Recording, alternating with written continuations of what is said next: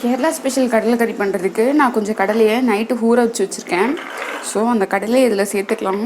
அந்த கடலை கூடவே கடலை வேகிறதுக்கு தேவையான தண்ணி கொஞ்சம் எக்ஸ்ட்ரா இருந்தாலும் பரவாயில்ல. ஸோ தண்ணி சேர்த்துக்கலாம். தண்ணி அப்புறமா கொஞ்சமாக உப்பு. இது வேகிறதுக்கு மட்டுமான உப்பு போதும், நிறைய போட்டுற வேண்டாம். இந்த உப்பு மட்டும் போட்டுட்டு இதை மூடி ஒரு 6லேருந்து 7 விசில் விட்டுறலாம். அப்போ தான் கடலை நல்லா வேகும்.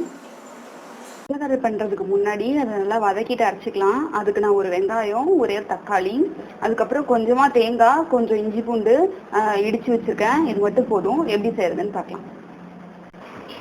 எண்ணெய் காஞ்சிருச்சு. இதில் தேங்காய் எண்ணெய் விடணும். தேங்காய் எண்ணெய் இல்லைன்னா நீங்கள் நார்மலாக யூஸ் பண்ணுற வேறு ஏதாவது ஆயில் யூஸ் பண்ணிக்கோங்க.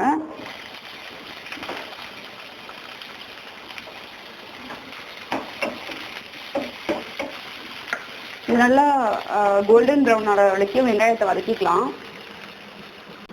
இப்போ வெங்காயம் நல்லா வதங்கிடுச்சு. நம்ம இடித்து வச்சுருக்கிற இஞ்சி பூண்டை சேர்த்துக்கலாம். கூடவே தக்காளியும் சேர்த்துக்கலாம். தக்காளியும் வதங்க ஆரம்பிச்சிருச்சு. இப்போது நம்ம துருவி வச்சுருக்க தேங்காயை இதில் சேர்த்துக்கலாம். கொஞ்சமாக கருவேப்பிலை இதெல்லாம் சேர்த்து இது நல்லா வாசம் வரும். அது வரைக்கும் நல்லா வதக்கிக்கலாம்.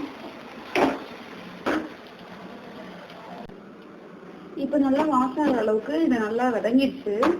இது கூடவே இதுக்கு தேவையான மசாலாலாம் சேர்த்துக்கலாம். ஒரு 1/4 ஸ்பூனுக்கு கம்மியாக மஞ்சள் தூள், ஒரு 3/4 ஸ்பூன் மல்லித்தூள், 1/2 ஸ்பூன் மிளகாத்தூள்.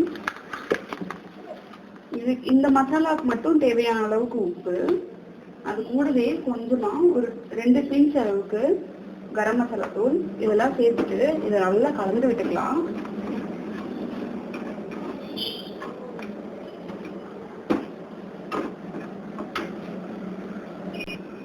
நல்லா கலந்ததுக்கு அப்புறம் இது சும்மா அடிப்பிடிக்காம இருக்கிறதுக்கு கொஞ்சம் தண்ணி தெளிச்சிருக்கேன்.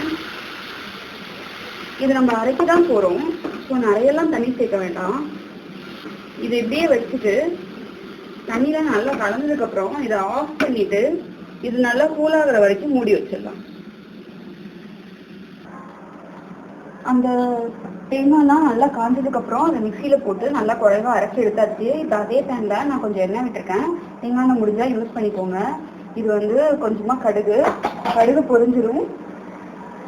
நம்ம கிட்ட இருக்கிற கருவேப்பிலையும் பச்சை மிளகாயும் இதுல போட்டுக்கலாம்.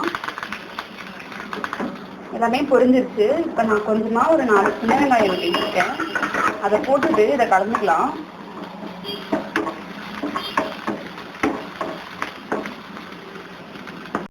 இந்த ஸ்டேஜ்ல நம்ம அரைச்சி வச்சுக்கிற மசாலாவை இதில் சேர்த்துக்கலாம்.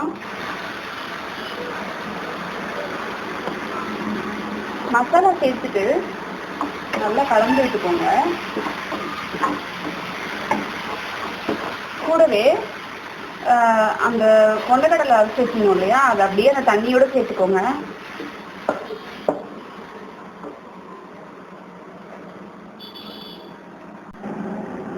அவ்வளோதாங்க, இது ஆல்மோஸ்ட் ரெடி ஆயிடுச்சு. இதுக்கு உப்பு தேவைன்னா நீங்கள் கொஞ்சம் பார்த்துட்டு போட்டுக்கோங்க.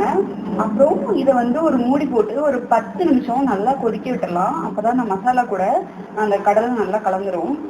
ஸோ மூடி போட்டு ஒரு 10 நிமிஷம் கொதிக்க விடலாம்.